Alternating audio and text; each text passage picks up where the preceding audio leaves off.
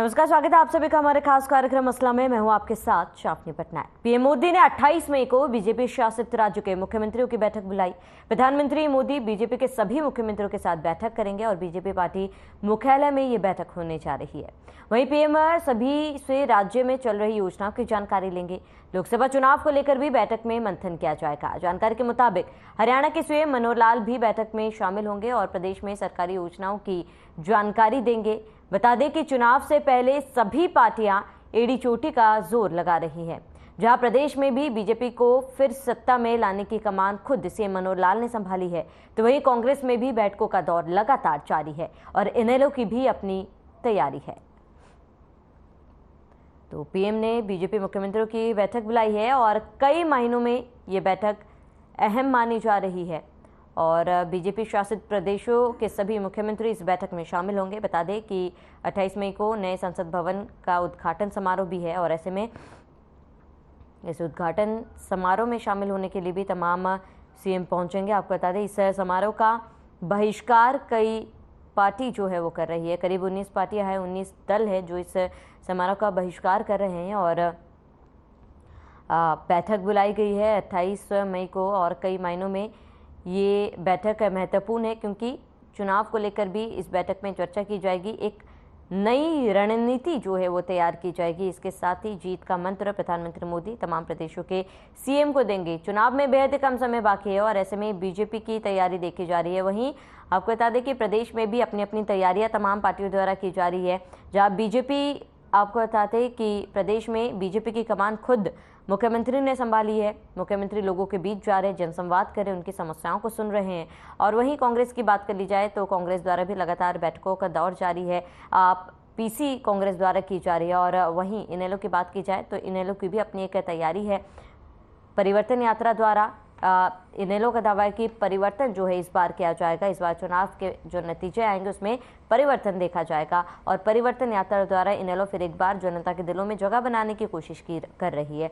तमाम पार्टियों की अपनी अपनी तैयारियां हैं, लेकिन देखना ये महत्वपूर्ण होगा कि किसका समर्थन किसे मिल रहा है और कौन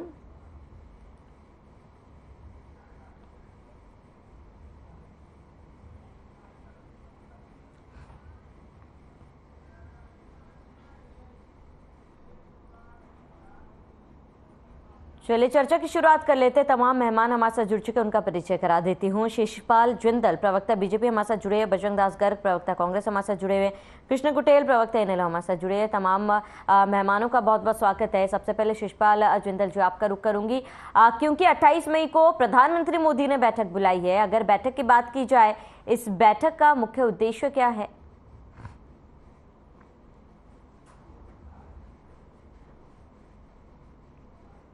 जी में उसका उद्देश्य है जो 28 तारीख को नए संसद भवन का उद्घाटन है, ये आगामी चुनाव है, उसी को लेकर मुख्यमंत्रियों जी की बैठक बुलाई गई है।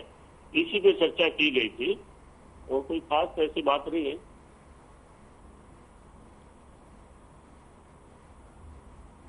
रूटीन की बैठकें होती रहती है। ठीक है शिशपाल जी, लौटूंगे आपके पास। बजरंग दास गर्ग जी, आप कुछ कहना चाह रहे हैं? रावणी जी, जहाँ मीटिंग का दौर का सवाल है, मीटिंगें होती रहती है।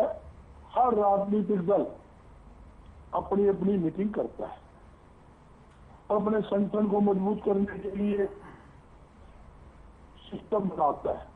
मगर आज भारतीय जनता पार्टी की जमीन, खास तौर पर हरियाणा में तो पूरी तरह से हिली हुई है, क्योंकि इस सरकार से आज प्रदेश का हर नागरिक, व्यापारी है, कर्मचारी है, मजदूर है, किसान है, हर वर्ग का नागरिक दुखी है।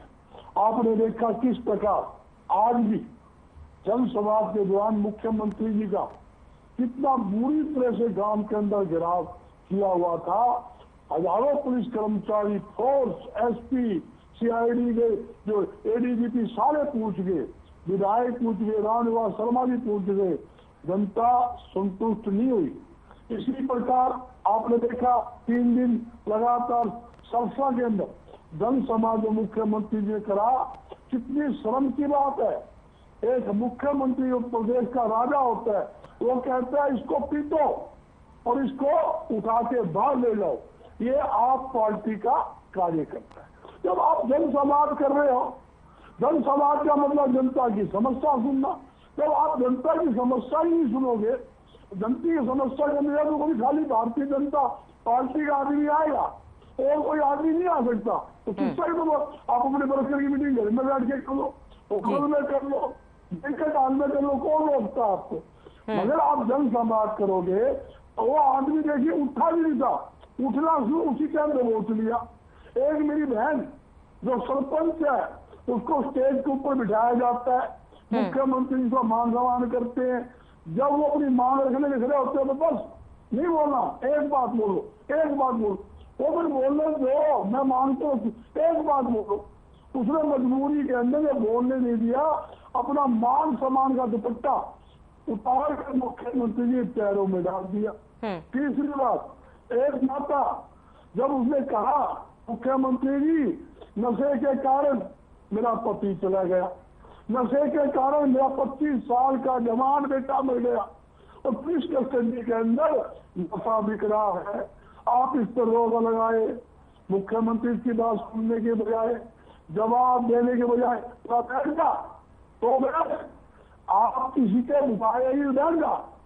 जबकि मैं इस बात की प्रशंसा करूंगा, जो हिसार के अंदर एडीजीपी है, जिसका एरिया पड़ता है संस्था जिला भी, उसने वो बाद में गांव में गया, उसे 5 गांव नशेड़ी गांव को गोद लिया। भाई मैं 5 गांव गोद लेता हूँ। अरे नशा था ही नहीं तो क्यों एडी ने गोद लिया? उसे पता है खुलेआम नशे का व्यापार हरियाणा के अंदर हो है और आज युवा पीढ़ी दलदल में बढ़ता जा रहा है। क्यों जा रहा है? क्योंकि आज सरकार की गलत नीतियों के कारण। ठीक है बजरंग दास गर्ग जी, लौटूंगे आपके पास। कृष्ण कुटेल जी हमारे साथ जुड़े हुए, जरा उनका रिएक्शन भी जान लेती हूँ। कृष्ण कुटेल जी, इनेलो की बात की जाए तो इनेलो की क्या तैयारियां है? क्योंकि देखिए बीजेपी द्वारा लगातार बैठक की जा रही है, एक बड़ी बैठक प्रधानमंत्री मोदी ने बुलाई है। क्या आपको लगता है इसका असर जो है चुनाव में देखा जाएगा?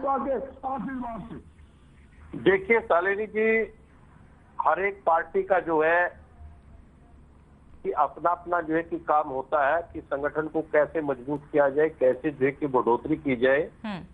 और आज भारतीय जनता पार्टी ने जो बैठक बुलाई है और साथ में जन संवाद कार्यक्रम इस हरियाणा प्रदेश के अंदर जो चले हुए हैं, निश्चित तौर पर इनको ये डर है कि 2024 के अंदर जो है कि हमारी जमीन जो है कि वो खिसकी हुई है। क्योंकि आप देख रहे हैं कि बड़े पैमाने पे जो है कि बेरोजगारी का मामला है। क्योंकि यहाँ पर जो वायदे किए गए तो केंद्र सरकार की ओर से कहा कि हम 2 करोड़ लोगों को नौकरी देंगे, तो राज्य सरकार की ओर से कहा कि हम 2 लाख लोगों को नौकरी देने का काम करेंगे। तो ये तमाम बातें हैं। यहाँ पर किसान दुखी है, व्यापारी दुखी है। अभी बजरंग दास गर्ग जी भी जो बोल रहे थे, लेकिन आज माननीय मुख्यमंत्री महोदय के द्वारा जन संवाद कार्यक्रम चला हुआ है। जन संवाद कार्यक्रम चलाना कोई बुरी बात नहीं है। भाई हर एक मुख्यमंत्री जो है कि अपने काल के दौरान जो है कि वो किसी ना किसी तरीके से जो है कि वो जनता की बात को सुनने का काम करता है। जैसे कि चौधरी ओम प्रकाश चौटाला जी ने जो है कि सरकार आपके द्वार कार्यक्रम चला करके लोगों की जन समस्याएं सुनने का काम किया, उनका निपटारा करने का काम किया। लेकिन आज माननीय मनोहर लाल मुख्यमंत्री महोदय के द्वारा जो है कि पहले तो जो है कि सीएम विंडो यहाँ पर चलाई गई, तो उससे ही जनता की शिकायतों का कभी निपटारा नहीं हुआ। कहीं पर पोर्टल बंद है, कहीं पर कुछ है। जिन अधिकारियों की जो शिकायतें थी उन्हीं के साथ मिल बैठ करके जो है कि उसको तहस नहस किया जाता था। अब जन संवाद कार्यक्रम चला है तो जन संवाद कार्यक्रम के तहत जो है कि शिकायतें सुनना चाहिए। लेकिन यहाँ पर तो जो यहाँ का नुमाइंदा नेतृत्व है, जो परिवार का मुखिया है, तो परिवार का मुखिया ही जो है कि बात को सुनने के लिए तैयार नहीं है। यानी यहाँ पर तो वो कहावत है कि भारतीय जनता पार्टी के लोगों पर रेल बेचो, बेल बेचो, तेल बेचो, और जो शिकायत करे, जो आवाज उठाए उसको जेल भेजो। यहाँ पर जो भी है, जो मांग करता है, मान ले जो शिकायत करता है, उसकी आवाज को बुलंद करता है, तो उसको जो है कि उठा करके जेल के अंदर डालने का काम करते हैं। आपने करनाल के अंदर देखा होगा, आकर्षण उपल का कसूर क्या था?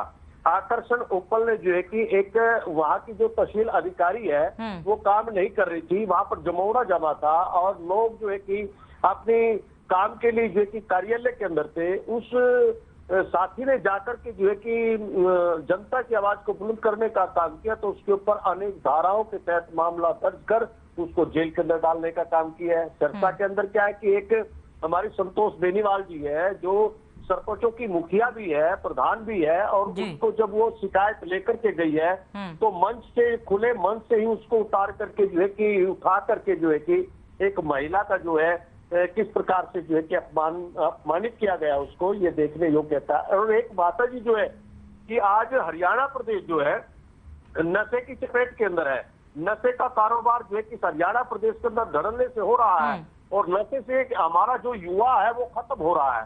सरकार को तो चिंता नहीं है। क्यों चिंता नहीं है? रोजगार इनके पास नहीं है, रोजगार देने के लिए नहीं। ये तो चाह रहे कि भी है ना, युवा जो है कि वो खत्म हो और हमारा काम चले।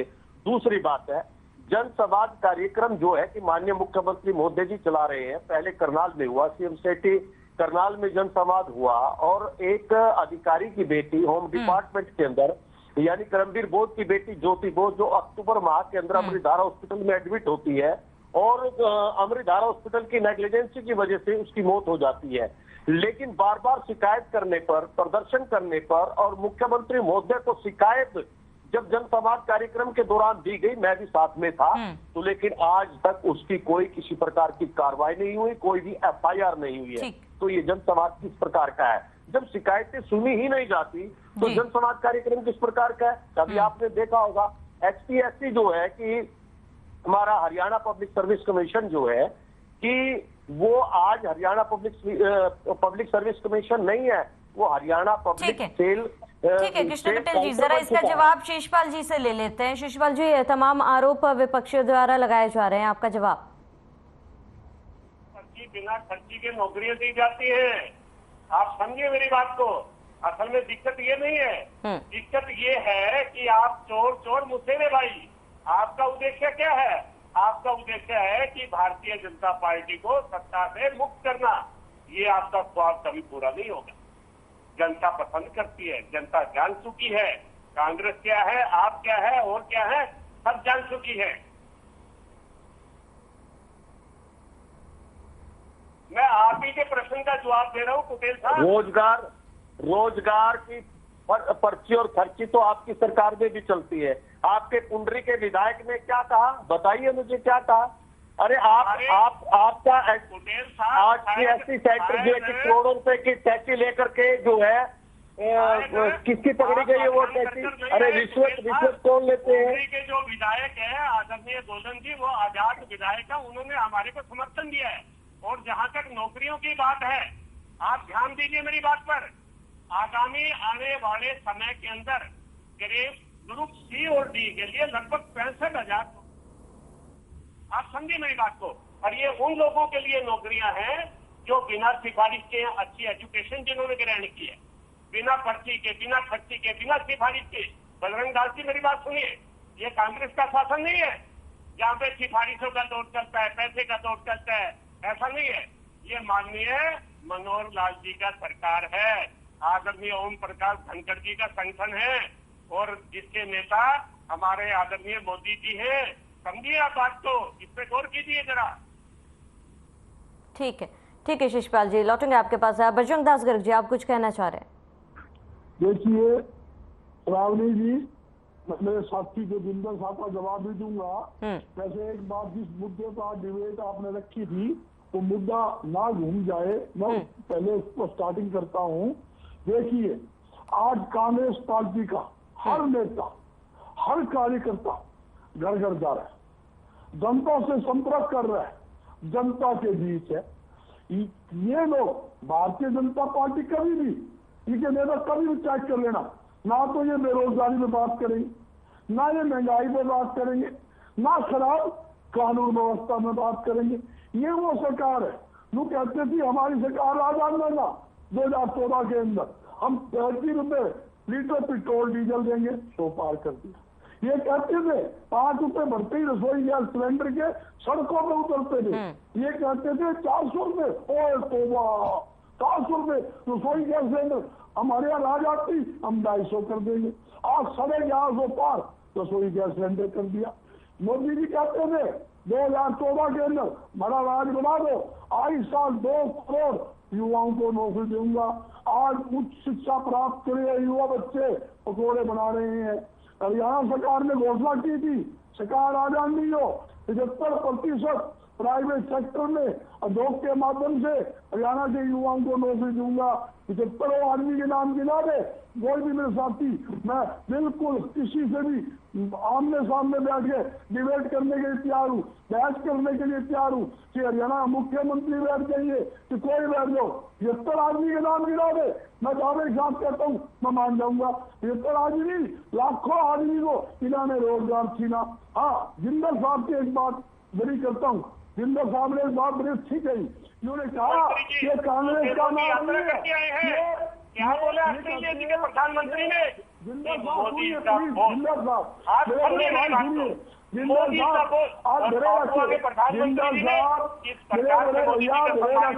आपको पता है? शांति रखे, धैर्य रखे, आप मेरे बड़े भाई हो, सीनियर प्रवक्ता, मैं आपकी बात करता हूँ, जिंदल साहब की बात बड़ी करता हूँ। जिंदल साहब ने सही कहा, ये कांग्रेस का राज नहीं, भारतीय जनता पार्टी का राज। हम भी मानते हैं हमारा राज नहीं है, ये भारतीय जनता पार्टी का राज है। जब ये तो यहाँ घोटाले में घोटाले हो रहे हैं, भारतीयों का सुन लो, इन्होंने कहा राज्य में बता दीजिए, आप राष्ट्र में बता दीजिए, एक घोटाला बताइए और कांग्रेस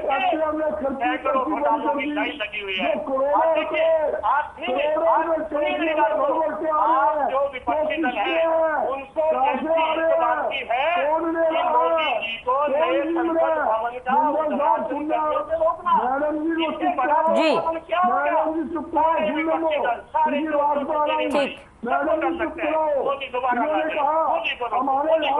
राज्य में ईमानदारी से काम आता है। ठीक है, तो राम कुमार गौतम कहते हैं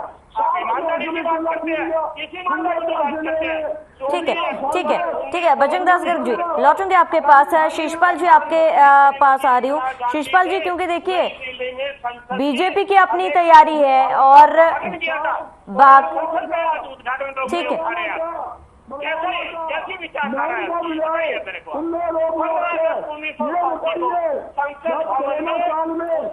ठीक है, ठीक है बजरंग दास गर्ग जी, एक सवाल शीशपाल जी से ले लेती हूँ, मैं आऊंगी आपके पास। एक सवाल शीशपाल जी से ले लेती हूँ। शीशपाल जी, कहीं ना कहीं कांग्रेस को कर्नाटक, हिमाचल प्रदेश जैसे प्रदेशों में जीत के बाद बल मिला है। ठीक है, हम एक एक करके बात कर लेते हैं, क्योंकि ऐसे किसी की भी बात समझ में नहीं आएगी, फिर चर्चा का कोई मतलब ही नहीं है।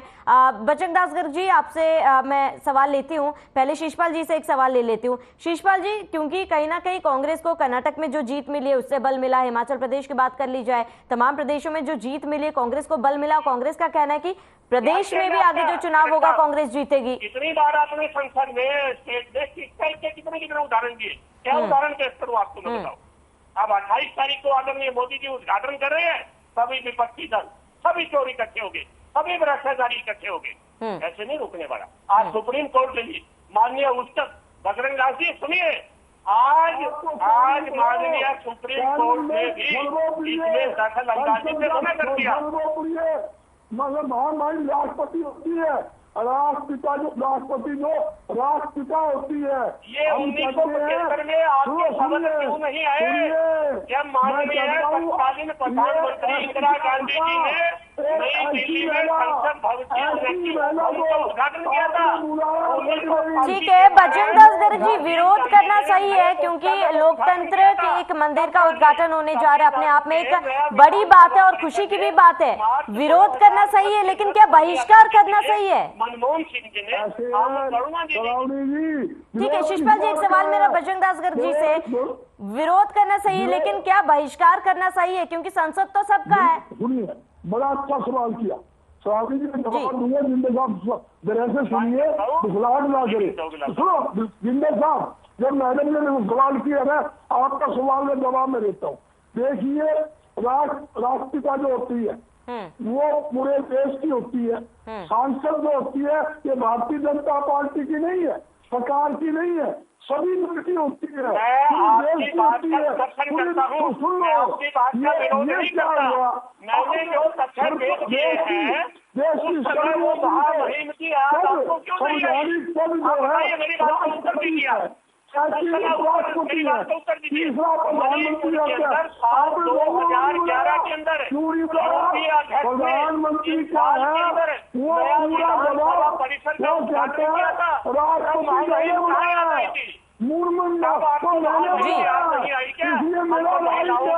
हम तो देश की बेटियों का सम्मान करते हैं। आप क्या जानते हो सम्मान की परिभाषा? ठीक है बजरंग दास गर्ग जी, मैं आपकी बात समझ रही हूँ, लेकिन मेरा सवाल ये है कि विरोध करना सही है लेकिन बहिष्कार, क्योंकि संसद में सत्ता पक्ष और विपक्ष दोनों का होना जरूरी है और ऐसे में विधानसभा का जो भवन का उद्घाटन हुआ 2018 के अंदर मुख्यमंत्री चंद्रबाबू नायडू ने किया, क्यों नहीं आया? ठीक है, एक एक करके बात कर लेते हैं क्योंकि देखिए दोनों की बातें समझ में नहीं आ रही है। देखो श्रावणी जी सुनिए, शिषपाल जी एक बार बजरंग दास गर्ग जी को सुन लेते हैं, मैं आऊंगी आपके पास। शिषपाल जी एक बार बजरंग दास गर्ग जी को सुन लेते हैं।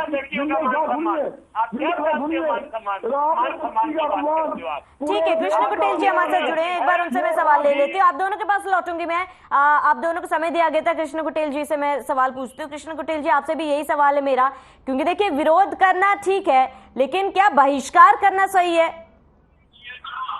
देखिए शालिनी जी, जो संसद भवन के ऊपर जो मामला चला हुआ है और हमारे देश का प्रथम नागरिक राष्ट्रपति है और हमारा सत्ता पक्ष विपक्ष और जनता का जो प्रतिनिधित्व है वो राष्ट्रपति करता है और लोकसभा जो है कि वो किसी विशेष व्यक्ति की नहीं है, उसमें सत्ता पक्ष विपक्ष और जनता का जो है कि वो रोल होता है और उसके अंदर जो है कि अगर उसका इनॉग्रेशन होना चाहिए तो राष्ट्रपति महोदय के द्वारा होना चाहिए, क्योंकि वो हमारे जो संविधान के अनुरूप जो काम हो। लेकिन ये राजतंत्र की बात जो है कि भारतीय जनता पार्टी की सरकार के अंदर हमें देखने को मिल रही है।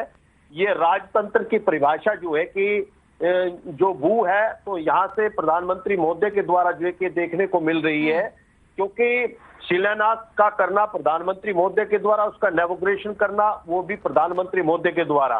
और सैनगोल जो वहां पर जो मार्क दिया गया है, सैनगोल जो होता है वो राजतंत्र का निशानी होती है, वो लोकतंत्र की निशानी होती।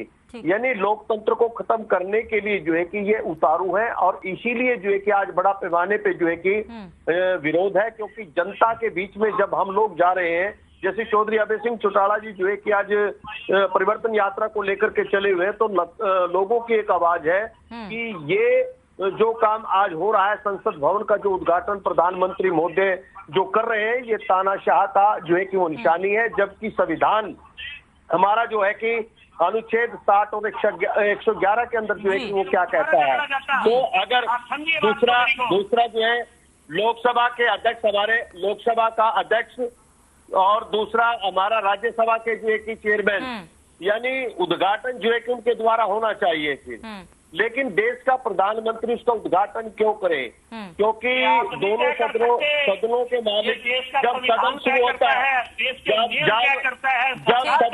सदन शुरू होता है तो उसमें जो है कि सदन की कार्रवाई की शुरुआत जो है कि हमारे प्रथम राष्ट्रपति जो है कि समय की कमी है। आखिरी सवाल शिषपाल जी, संक्षेप में बताइए, जो बैठक हो रही है उससे कितना बल बीजेपी को मिलने वाला है चुनाव में? जो संविधान पहले से चलता आ रहा है, हमारे देश का जो संविधान है, ये जो मैंने आपको 3-4 उदाहरण दिए हैं, तब आपको राष्ट्रपति जी की याद क्यों नहीं आई? फरवरी 2019 के अंदर, फरवरी 2019 के अंदर मैं बिहार का उदाहरण देता हूँ, आप सुनिए। ठीक है, समय की कमी है हमारे पास, यहीं पर आप सभी को रोकना चाहूंगी। शिषपाल जी हमारे साथ जुड़ने के लिए बहुत बहुत शुक्रिया, बजरंग दास गर्ग जी हमारे साथ जुड़ने के लिए बहुत बहुत शुक्रिया, कृष्ण कुटेल जी हमारे साथ जुड़ने के लिए आपका बहुत बहुत शुक्रिया।